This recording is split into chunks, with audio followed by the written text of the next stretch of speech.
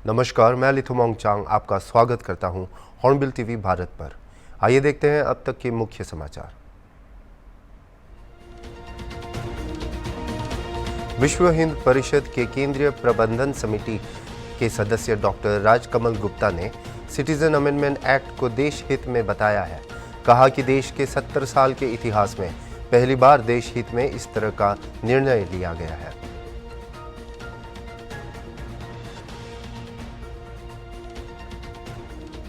छत्तीसगढ़ के मुख्यमंत्री विष्णुदेव साय ने आज कलेक्टर और एसपी को केंद्रित करके एक कॉन्फ्रेंस का आयोजन किया। इस कॉन्फ्रेंस में मुख्यमंत्री ने किसानों के मुद्दे पर विशेष जोर दिया।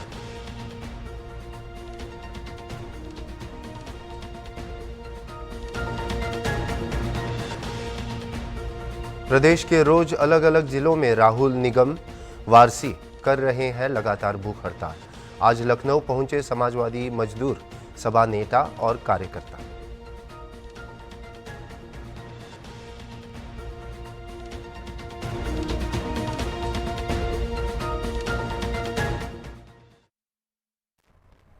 आइए देखते हैं खबरों को विस्तार से।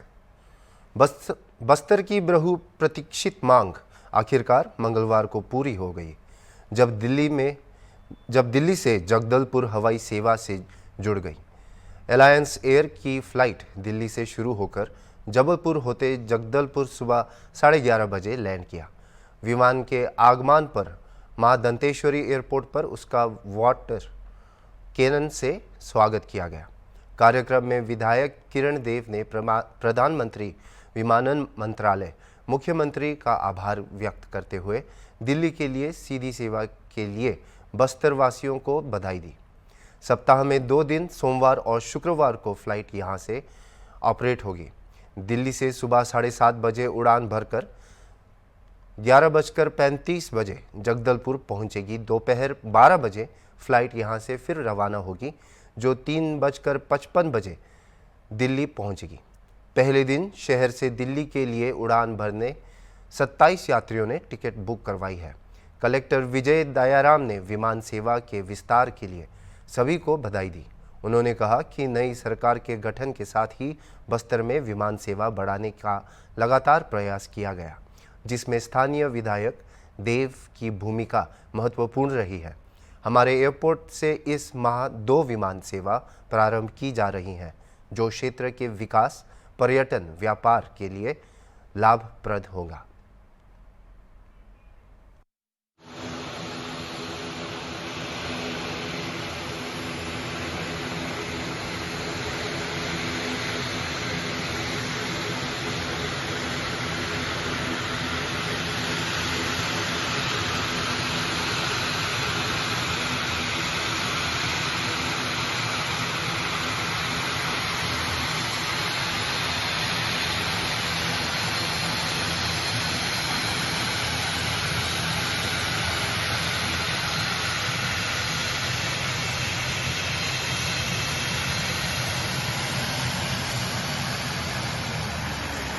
विमान की सेवाएं बस्तर से जबलपुर एवं दिल्ली के लिए प्रारंभ की जा रही है। इससे पहले ये सेवाएं केवल रायपुर और हैदराबाद के लिए शुरू की गई थी एवं खबर का मामला नहीं है। आज से ये सेवाएं जबलपुर एवं दिल्ली के लिए प्रारंभ की जा रही है। नागरिकता संशोधन कानून से किसी की नागरिकता नहीं जाने वाली है, बल्कि इस कानून से बांग्लादेश, पाकिस्तान और अफगानिस्तान से आने वाले शरणार्थियों को भारतीय नागरिकता मिलने का रास्ता साफ हो गया है। ये बातें उत्तर प्रदेश सरकार के मंत्री धर्मवीर प्रजापति ने हॉर्नबिल टीवी संवाददाता अनूप चौधरी से खास बातचीत में की। मंत्री धर्मवीर प्रजापति ने लोगों से अपील की है कि वे किसी भी तरह के अफवाहों से दूर रहें। उन्होंने और भी कई बात अनूप चौधरी से साझा की हैं। उत्तर प्रदेश सरकार के मंत्री धर्मवीर प्रजापति जी हमारे साथ हैं, हमसे बात करेंगे। सर, कल नागरिकता संशोधन कानून जो है जिस तरह नोटिफिकेशन जारी हुआ है पूरे देश में, हालांकि कुछ राज्यों ने इसको मानने से इनकार कर दिया, लेकिन मुख्यमंत्री योगी आदित्यनाथ ने भी इस फैसले को काफ़ी सराहा। क्या कहना चाहेंगे आप? देखिए, मैं आदरणीय प्रधानमंत्री का और गृह मंत्री का हृदय से आभार व्यक्त करना चाहूँगा कि जो अफ़गानिस्तान, पाकिस्तान और बांग्लादेश में जो हमारे अल्पसंख्यक समुदाय में जैन धर्म के लोग, बौद्ध धर्म के लोग, हिंदू, सिख, ईसाई, पारसी, जो धर्म के आधार पर प्रताड़ना सहने के बाद भारत में आकर के उन्होंने इस अपेक्षा से शरण ली, भारत में इस अपेक्षा से आए कि वहाँ हमें जाकर के सम्मान के साथ हम अपना जीवन यापन कर सकेंगे। ये बहुत पहले हो जाना चाहिए था, लेकिन मैं हृदय से साधुवाद करता हूँ आदरणीय प्रधानमंत्री का, गृह मंत्री जी का, उन्होंने ऐसे जो बड़ी अपेक्षाओं के साथ भारत में आए थे, बहुत मैं कह सकता हूँ कि स्वागत के योग्य कदम है और मानवीय दृष्टि से भी देखा जाए तो बहुत अच्छा कदम है, सराहनीय कदम है। बहुत ही सराहनीय कदम है। इसको लेकर मुस्लिम कम्युनिटी के लोग भी इस फैसले को उसको सराहना कर रहे हैं, लेकिन कुछ लोग जो है आखिर इसके पीछे की वजह क्या है, जो लोग इसके पीछे कह रहे हैं कि खुद हालांकि मुख्यमंत्री और राजनाथ सिंह जी और लगातार उत्तर प्रदेश सरकार हो या केंद्र सरकार कह रही है कि किसी की नागरिकता जाएगी नहीं बल्कि नागरिकता दी जाएगी, उसके बावजूद भी लोग अफवाह फैला रहे हैं। देखिए, मैं आपके माध्यम से कहना चाहूँगा कि अफवाह में ना आए। मैं एक बार फिर पुनः पुष्टि करना चाहता हूँ, हमारा सेशन ने तो पुष्टि कर रहा है कि किसी की नागरिकता नहीं जाएगी। जो लोग अन्य देशों से प्रताड़ित हुए हमारे यहाँ शरण लिए उन्होंने, उन लोगों को नागरिकता दी जाएगी। किसी की नागरिकता, इसमें कोई मतलब नहीं है कि कोई हस्तक्षेप होगा, इससे कोई घबराने की विषय नहीं है। ये मानवीय दृष्टि से भी बहुत अच्छा कदम है, स्वागत के योग्य, सभी के लिए स्वागत का योग्य है। रही बात विपक्ष की, मेरा एक व्यक्ति सुझाव रहेगा कि हमें राजनीति में इतना भी नहीं आगे बढ़ जाना चाहिए कि मानवीय दृष्टिकोण हम लोग भूल जाएं। मैं कह सकता हूं ये मानवीय दृष्टि से बहुत अच्छा कार्य है और सबको स्वागत इसका करना चाहिए। लोगों से क्या अपील करना चाहेंगे इस कानून को लेकर? देखिए, मेरा एक निवेदन रहेगा कि भ्रम में न रहें, किसी की नागरिकता नहीं जाएगी। जो लोग हमारे यहाँ आए हैं, जिस आशा विश्वास के साथ आए हैं, उनको एक नागरिकता देकर के सम्मान से जीने का अधिकार हमारे इस कानून के तहत मिलेगा और वो हमारा शीर्ष नेतृत्व ने किया है। किसी की कोई बातों में ना आए, अफवाहों में ना आए और किसी की कोई नागरिकता छीनने वाले, किसी का कोई नुकसान होने वाला नहीं है। जाहिर सी बात है, ये कानून किसी की नागरिकता को छीनेगा नहीं बल्कि नागरिकता को देगा। और यही धर्मवीर प्रजापति जी ने भी कहा, किसी तरह की कोई अफवाह में न आए। ये कानून जो है सबके हित के लिए और सबके लिए अच्छा रहेगा, फायदे में रहेगा। वीडियो जर्नलिस्ट अनिल सैनी के साथ अनूप चौधरी, हॉर्नबिल टीवी, लखनऊ। उत्तर प्रदेश सरकार पर्यटन क्षेत्र को बढ़ावा देने के लिए लगातार काम कर रही है। इसी क्रम में पर्यटन विभाग ने यूपी ट्रैवल मार्ट के छठे संस्करण के आयोजन की घोषणा की है। यह संस्करण राज्य की पर्यटन क्षमता को प्रदर्शित करेगी और इसकी विविध सांस्कृतिक विरासत और प्राकृतिक आकर्षणों को प्रदर्शित करेगी। कार्यक्रम में शामिल यूपी के पर्यटन मंत्री जयवीर सिंह ने हॉर्नबिल टीवी से देश में लागू CAA नोटिफिकेशन और कई मुद्दों पर बात की। पर्यटन मंत्री जयवीर सिंह जी हैं मेरे साथ में। सर, आज आप कार्यक्रम में पहुंचे हुए हैं, क्या कहा? देखिए, अब पर्यटन को और आगे बढ़ाने के लिए अपार संभावनाओं का उत्तर प्रदेश पर्यटन की दृष्टि से है। देश और दुनिया के पर्यटन को आकर्षित करने में कामयाब भी हुए हैं। जहां 32 करोड़ पर्यटक 2022 में उत्तर प्रदेश में डोमेस्टिक पर्यटक आए, उसके सापेक्ष 2023 में 48 करोड़ पर्यटक हम लोग आकर्षित किए हैं। ये संख्या और बढ़ने की संभावना चुका है। अयोध्या का राम मंदिर में लाखों श्रद्धालु प्रतिदिन आ रहे हैं। तमाम डेस्टिनेशन, हमारा काशी हो, मथुरा हो, तमाम चित्रकूट हो, तमाम डेस्टिनेशन और हम विकसित कर रहे हैं, जिससे पर्यटन की संभावनाएं और बढ़े, इसकी ब्रांडिंग, मार्केटिंग और तेज हो। इसी के संबंध में बैठक थी। इस बैठक में तमाम चर्चाएं हुई हैं।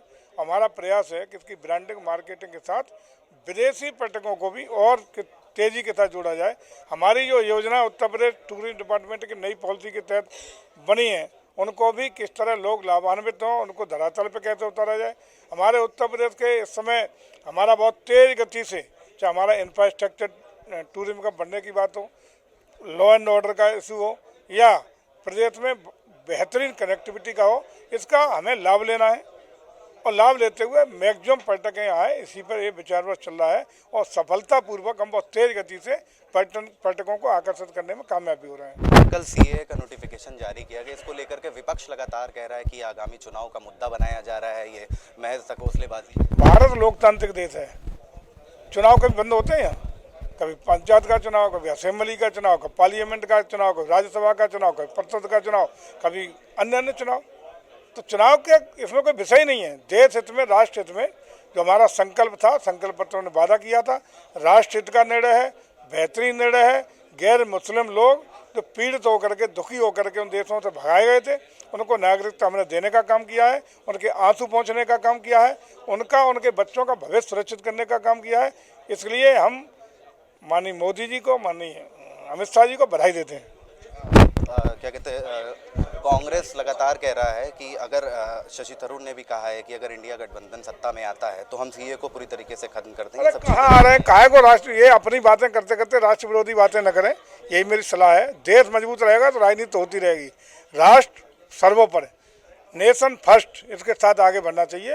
राष्ट्र मजबूत है, जो संकल्प लिया है मोदी जी ने कि हमें विकसित भारत बनाना है, उसको सहयोग करना चाहिए।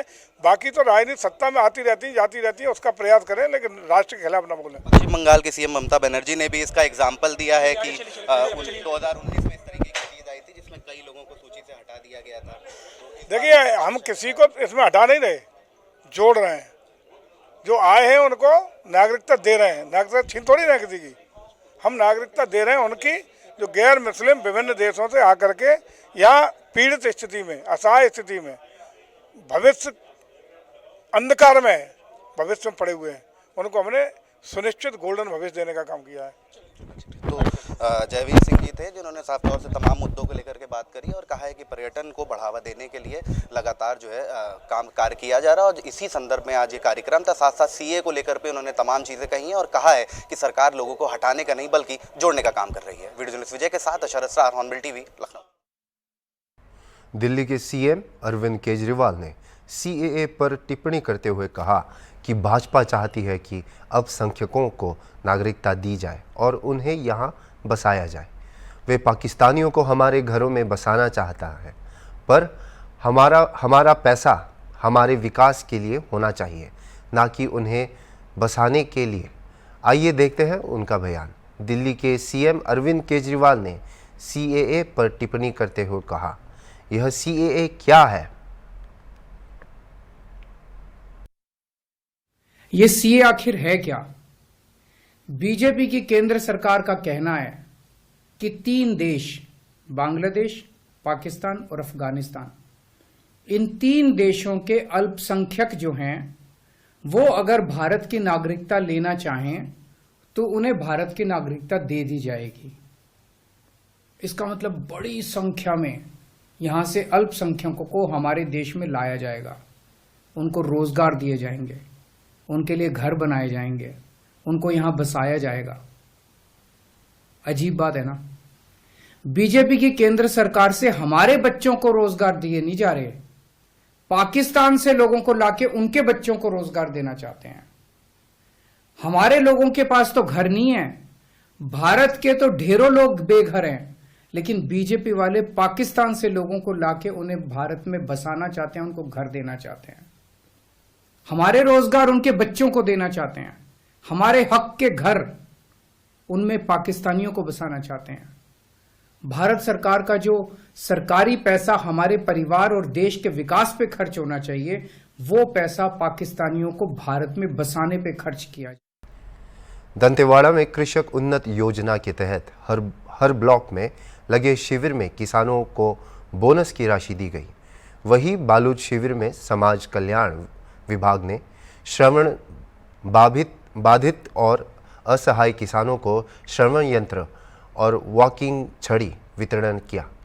समाज कल्याण विभाग लगातार जिले में चारों ब्लॉक में शिविर के माध्यम से लोगों के बीच पहुंचकर उन्हें बैटरी चलित साइकिल, बैसाखी, व्हीलचेयर, वॉकर आदि उपकरण प्रदान करते हैं और उन्हें विभाग द्वारा दिव्यांगों के लिए शासन द्वारा चलाई जा रही योजनाओं के बारे में बताया जा रहा है। दंतेवाड़ा जिले में जितने भी दिव्यांग जन हैं उन लोगों को रोजगार करने के लिए लोन आदि लेने हेतु सहायता की जा रही है। शिविर में जाकर लोगों को जानकारियां बताकर इच्छुक एवं पात्र हितग्राहियों को योजना का लाभ दिलाया जा रहा है। किसान उन्नति योजना कार्यक्रम जो बालोद में आयोजित था, उसमें ऐसे किसान हितग्राही भी उपस्थित हुए जिनको समाज कल्याण विभाग के जो सहायक उपकरण है उनकी आवश्यकता थी। तो ऐसे कुल 5 हितग्राहियों को हमने श्रवण यंत्र और छड़ी प्रदान लाभान्वित किया है। 13 मार्च 2024 को छत्तीसगढ़ के मुख्यमंत्री विष्णुदेव साय ने कहा कि कंप्रेस्ड बायोगैस संयंत्रों की स्थापना स्वच्छ शहर और स्वच्छ ऊर्जा के लिए महत्वपूर्ण है। उन्होंने रायपुर और भिलाई नगर निगमों के साथ त्रिपक्षीय समझौते के बाद कंप्रेस्ड बायोगैस संयंत्र की स्थापना की। यह संयंत्र लगभग 100 से 150 टन प्रतिदिन क्षमता के नगरीय ठोस अपशिष्ट से कंप्रेस्ड बायोगैस उत्पादित करेगी। मुख्यमंत्री श्री विष्णुदेव साय ने कार्यक्रम को संबोधित करते हुए कहा कि छत्तीसगढ़ के लिए आज ऐतिहासिक अवसर है जब स्वच्छ राज्य और स्वच्छ ऊर्जा के लिए एक महत्वपूर्ण MOU पर हस्ताक्षर किए गए हैं। उन्होंने कहा कि स्थापित होने वाले 2 कंप्रेस्ड बायोगैस संयंत्रों में लगभग 200 से 250 मीट्रिक टन नगरीय ठोस अपशिष्ट का उपयोग प्रतिदिन जैव ईंधन के उत्पादन में किया जाएगा। भारत पेट्रोलियम कॉरपोरेशन लिमिटेड द्वारा राज्य में इन 2 संयंत्रों की स्थापना के लिए लगभग 100 करोड़ रुपए का निवेश किया जाएगा।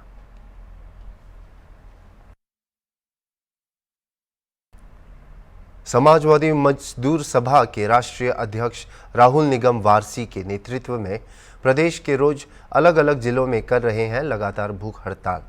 आज लखनऊ पहुंचे समाजवादी मजदूर सभा नेता और कार्यकर्ता भाजपा सरकार की बेतहाशा महंगाई, बेरोजगारी, भ्रष्टाचार के खिलाफ, साथ ही सरकारी संस्थानों का निजीकरण और निगमीकरण कर बाबा साहब डॉक्टर भीमराव अंबेडकर के संविधान में दिए गए आरक्षण को खत्म करने की साजिश के विरोध में समाजवादी पार्टी राष्ट्रीय मजदूर सभा की तरफ से 1 दिवसीय भूख हड़ताल हजरतगंज के गांधी प्रतिमा पर होने वाले भूख हड़ताल को हटाकर परिवर्तन चौक पर किया गया। वारसी ने कहा, लोकसभा चुनाव में भाजपा हटाएंगे, PDA सरकार लोकसभा चुनाव में बनाएंगे। भूख हड़ताल में पहुंचे महानगर अध्यक्ष सुशील दीक्षित के साथ संतोष यादव, प्रमुख महासचिव प्रतापगढ़, फरजान रईस हैदर, राष्ट्रीय महासचिव युद्धवेंद्र प्रताप सिंह, आसिफ इकबाल जैदी, संबल राष्ट्रीय सचिव, शिवराम वाल्मीकि, अंजू यादव इटावा, विनोद चौधरी नोएडा, राकेश निषाद सभासद, गोलू वाल्मीकि, राफ खान के साथ कार्यकर्ता भूख हड़ताल में हुए शामिल।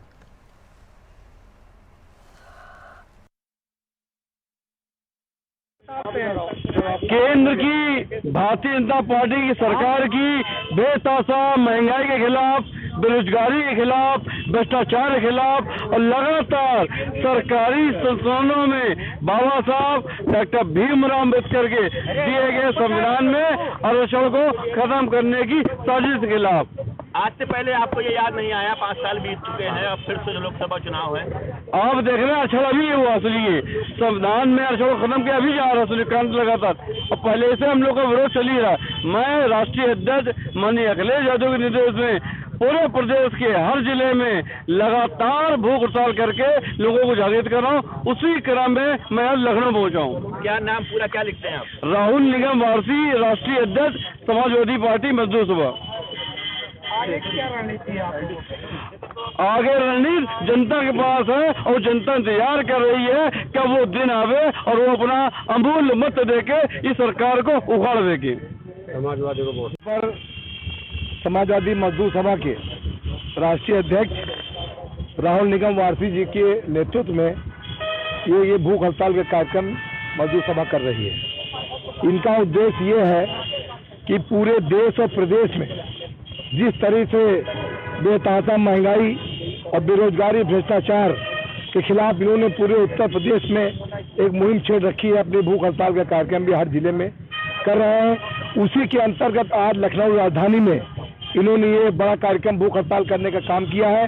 जिस तरीके से पूरे देश और प्रदेश में बेतहाशा महंगाई है, भ्रष्टाचार है, बेरोजगारी है, किसानों की समस्या है, कानून व्यवस्था ध्वस्त है, इन सारे मुद्दों को लेकर के मजदूर सभा का ये आज यहाँ पर कार्यक्रम हो रहा है। सरकार तो कह रही है हम रोजगार दे रहे हैं। देखिए, ये झूठों की सरकार है और आप जानते हैं कि पिछले कई वर्षों से देश और प्रदेश में भारतीय जनता पार्टी की सरकार है। ये सिवाय झूठ बोलने के इनके पास दूसरा कोई काम नहीं है। पूरे देश में, प्रदेश में कोई विकास नहीं करा पा रहे हैं, रोजगार नहीं दे पा रहे हैं, बेरोजगारी लगातार बढ़ती जा रही है, भ्रष्टाचार विभागों में है, तमाम बड़े बड़े विभागों को बेचने का काम किया है, एयरपोर्ट बेच दिया, LIC बेच दिया, रेलवे बेच रहे हैं। ये इसलिए समाजवादी पार्टी एक ऐसी पार्टी है जो उत्तर प्रदेश में इनका सामना कर सकती है। PDA को लेकर आप लोग साथ चल रहे हैं, किस तरीके से लोकसभा चुनाव की तैयारी चल रही है? देखिए, पूरे प्रदेश में समाजवादी पार्टी का संगठन मजबूती से काम कर रहा है और इस बार जो माननीय जी ने PDA का नारा दिया है उसके अंतर्गत पूरे प्रदेश में सारे लोगों का समर्थन समाजवादी पार्टी को मिलने जा रहा है। एक सवाल और, आप लोग हजरतगंज गांधी प्रतिमा पर जो है भूख हड़ताल करने वाले थे, क्या वजह रही कि वहां नहीं करने के? जगदलपुर शहर कांग्रेस में लोकसभा चुनाव से पहले कांग्रेसियों की अंतर्कलह खुलकर सामने आ रही है। जगदलपुर नगर निगम में पार्षद नेहा ध्रुव एवं श्वेता बघेल ने कांग्रेस प्रदेश अध्यक्ष दीपक बैज को अपना इस्तीफा सौंपा। पार्षद का आरोप है कि शहर कांग्रेस अध्यक्ष सुशील मौर्य उन्हें 6 महीनों से मानसिक तौर पर प्रताड़ित कर रहे हैं। जब कांग्रेस के प्रदेश अध्यक्ष को हमारे द्वारा सवाल पूछा गया तो पहले तो वह चौंक गए, फिर उन्होंने बोला कि यह हमारा ही आपसी मामला है, हम कांग्रेसी मिलकर मामले को सुलझा लेंगे। श्वेता बघेल, मैं सरदार वल्लभ भाई पटेल वार्ड की पार्षद हूँ जी। मैं अभी जो अविश्वास प्रस्ताव की बात हुई थी विगत दिनों, तो उसमें क्या है, हमको कांग्रेस भवन बुलाया गया था हमारे अध्यक्ष जी सुशील मौर्य जी के द्वारा। तो हम लोग कांग्रेस भवन बस 5 मिनट देरी से पहुंचे। मेरी मम्मी की तबीयत ठीक नहीं थी, तो उनको आने के बाद मैंने बताया कि मेरी मम्मी की तबीयत ठीक नहीं थी, तो वो मेरे ऊपर एकदम चढ़ाई करने लगे, एकदम बदतमीजी से बात करने लगे और ये बोलते मम्मी की तबीयत खराब हो या कुछ भी हो, जो नियम है वो नियम का पालन करना पड़ेगा। मैं अध्यक्ष हूँ, अध्यक्ष की ध्वज जमाते हैं, ऊपर से धमकी देते हैं कि कांग्रेस पार्टी की टिकट नहीं देंगे, बी फॉर्म साइन नहीं करेंगे, आप लोग 15,000 रुपए लेते हैं, कांग्रेस पार्टी के सिंबल से लेते हैं, इस तरह की बातें की जाती है।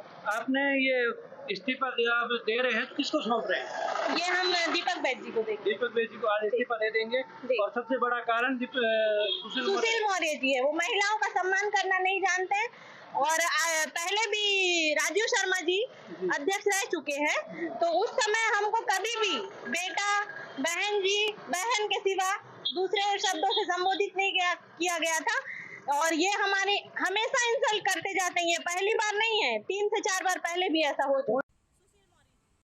कांग्रेस कमेटी के अध्यक्ष और जो अभी अविश्वास प्रस्ताव आया था उसके लिए हमको सरासर दबाव बनाया जा रहा था और उनको हमने इस्तीफा का मांग किया था। अगर चुनाव होता अविश्वास प्रस्ताव का तो हमारे कांग्रेस की जो अध्यक्ष है कविता साहू, वो बिल्कुल नहीं जीत पाती। राज्य के मुख्यमंत्री श्री विष्णुदेव साय ने आज कलेक्टर और SP को केंद्रित करके एक कॉन्फ्रेंस का आयोजन किया। इस कॉन्फ्रेंस में मुख्यमंत्री ने किसानों के मुद्दे पर विशेष जोर दिया और योजनाओं के क्रियान्वयन में लापरवाही की बर्दाश्त नहीं होने की चेतावनी दी।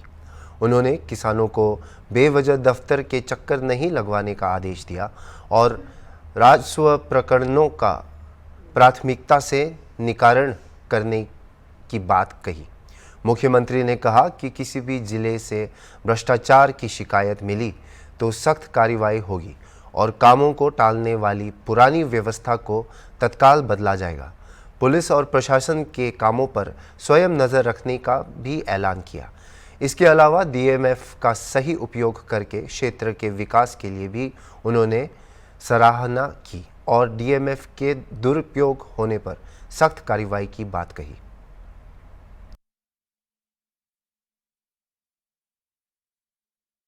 दंतेवाड़ा जिले के शिक्षा विभाग में लगातार तब्दीली और स्कूलों का दौरा करते नजर आ रहे हैं। दरअसल नए पदस्थ जिला शिक्षा अधिकारी राजकुमार कठौते को जिला कलेक्टर मयंक चतुर्वेदी ने सख्त निर्देश दिए हैं कि जिले के किसी स्कूल में कोई समस्या न हो और सभी समस्याओं का जल्द से जल्द निवारण किया जाए। इसी कड़ी में जिला शिक्षा अधिकारी राजकुमार कठौते ने पाया कि बारसूर आत्मानंद स्कूल में बच्चों को भवन की समस्या सामना करना पड़ रहा है, जिस पर तत्काल कार्रवाई करते हुए बारसूर में सालों से उपयोग नहीं हो रहा राहत शिविर भवन को कलेक्टर की अनुमति से आत्मानंद स्कूल को दे दिया। राहत शिविर भवन को आपदा प्रभावितों को रखने के उद्देश्य से बनाया गया था, पर अब तक उसका उपयोग नहीं हुआ। ऐसे में सरकारी खर्च कर नया भवन न बना, उससे खाली पड़े भवन को ही दुरुस्त कर स्कूल को सौंप दिया गया। भवन के उद्घाटन करने और बच्चों का उत्साह बढ़ाने दंतेवाड़ा विधायक चेतराम अटामी भी कार्यक्रम में पहुंचे। मैं जब से ज्वाइन किया हूँ तो मेरे ज़िले में भ्रमण कंटिन्यू चल ही रहा है और कई ब्लॉकों में स्कूलों में देखा हूँ मैंने, अपनी टीम चेंज तो किया हूँ मैंने। तो जहाँ भ्रमण में जाता हूँ वहाँ कुछ ना कुछ जो दिक्कत आती है उसको मैं प्रॉब्लम बिल्कुल कलेक्टर महोदय के द्वारा पूछ के अनुमति लेके बिल्कुल निराकरण करते जा रहा हूँ। उसी कड़ी में मैं बारसूर दौरे पे गया था तो वहाँ देखा मैंने कि जो आत्मानंद स्कूल संचालन हो रहा था 8वीं तक, उसके बाद क्या बोलते जो अभी इस साल 9वीं में बच्चे पहुँचे हैं लेकिन उनकी बिल्डिंग नहीं उनके पास नहीं थे और 350 बच्चों से ज़्यादा वो स्कूल में दर्ज बच्चे हैं और शिक्षा लगातार बढ़ रही है वहाँ पे। और जैसे इस तरह बढ़ती रहेगी तो जो बिल्डिंग है वो पर्याप्त नहीं है बच्चों के लिए। तो वहाँ पे मैंने और निरीक्षण किया तो ये पाया कि वहाँ की एक नई बिल्डिंग बनी हुई थी जिसको राहत शिविर कैंप बोला जा रहा था, नई बिल्डिंग थी। तो फिर मैंने कलेक्टर साहब से अनुमति लिया। अनुमति लेने के बाद वो बिल्डिंग पे फिर मैंने आधे स्कूल को शिफ्ट करवाया ताकि अब बच्चे से दोनों सालों में अच्छे से बड़े अध्ययन कर सकेंगे बच्चे। देश भर में CAA लागू होने के बाद विपक्ष और सत्ता पक्ष के नेताओं की अलग अलग प्रतिक्रियाएं आना शुरू हो गई है। कोई इस देश हित में बता रहा है तो कोई किसी का मानना है कि इसे मुसलमानों का उत्पीड़न होगा। इसी क्रम में मुरादाबाद से विश्व हिंद परिषद के केंद्रीय प्रबंधन समिति के सदस्य डॉक्टर राजकमल गुप्ता ने सिटीजन अमेंडमेंट एक्ट को देश हित में बताया है। उन्होंने कहा कि देश के 70 साल के इतिहास में पहली बार देश हित में इस तरह का निर्णय लिया गया है। उन्होंने मिठाई बांटकर खुशी का इजहार किया और देश के प्रधानमंत्री नरेंद्र मोदी, गृह मंत्री अमित शाह और राष्ट्रपति द्रौपदी मुर्मू का धन्यवाद किया। उन्होंने कहा कि CAA लागू होने के बाद दुनिया भर में देश का मान बड़ा हो गया है। उन्होंने कहा कि हमारे लिए जिस तरह से राम मंदिर पूरे उत्सव था, उसी तरह से CAA लागू होने पर हम इसे उत्सव की तरह मना रहे हैं। उन्होंने कहा कि लागू होने के बाद जहां जहां हिंद माइनॉरिटी के रूप में रह रहे हैं उन्हें हिंदुस्तान आने का मौका मिलेगा। सर, आज प्रेस कॉन्फ्रेंस कॉल की है आपने, क्या इसका उद्देश्य है, क्या कहना चाहेंगे? आज की प्रेस कॉन्फ्रेंस के पीछे का उद्देश्य है कि आपको और अपने माननीय प्रधानमंत्री जी, गृह मंत्री जी और मेरे साथ में राष्ट्रपति महोदय को भी कहूँगा जिनसे ये राजआज्ञा लागू हुई है, उन सबको बधाई देने के लिए करी है कि ये जो काम हुआ है 70 साल से पेंडिंग था, ये CAA का कानून जिसको मोदी जी ने करके दिखा दिया और इससे देशवासियों का एक सर गर्व से ऊंचा हो गया। आपको ये बात और बता दूं कि इसको करने से पहले बहुत बड़ी एक राजनीतिक इच्छा की पूर्ति उन्होंने करी और आज पूरे विश्व के अंदर भारत का मान सम्मान बढ़ा है। इसलिए मैं सबको बधाई देता हूं। और क्या मिठाई वितरण भी किया गया है? हाँ, आज इस उपलक्ष्य में हम लोग यहाँ पे मिठाई का वितरण अभी करने जा रहे हैं। और मैं आप लोगों से भी कहूँगा कि आप लोग भी हमारी मिठाई खाएं। और देश के नए उत्सव का माहौल हो गया, ये एक उत्सव हो गया, जैसे राम मंदिर का उत्सव हुआ ऐसे ये उत्सव का माहौल है।